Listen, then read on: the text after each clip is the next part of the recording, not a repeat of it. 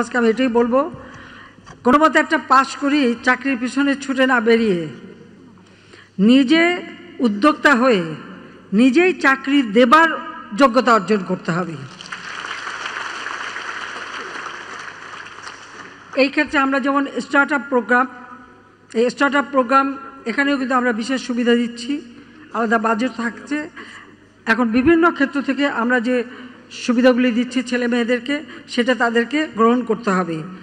আর বিশেষ করে আমাদের নারীদের আরও উদ্যোক্তা হতে হবে। কর্মক্ষেত্রে নারীদের যে অবদান সব কিছু আবার হিসাবে নেওয়া হয় না। গৃহস্থালী যারা করে তার পাশাপাশি তারা কিছু উৎপাদনমুখী কাজও করে, সেটাও হিসাবে নিতে হবে। আর নারী উদ্যোক্তাদের জন্য আরও সুযোগ সৃষ্টি করে দিতে হবে, যাতে আরও বেশি করে সকলে যৌথভাবে কাজ করতে পারে, সেই ব্যবস্থা আমাদের করতে হবে। আমরা এই বছরটাকে হস্তশিল্পের বছর হিসেবে, বর্ষপণ্য হিসেবে হস্তশিল্পকে আমরা ঘোষণা দিয়েছি। কারণ এই হস্তশিল্পগুলি আসলে এটা সকল মানুষেরই কাজে লাগে।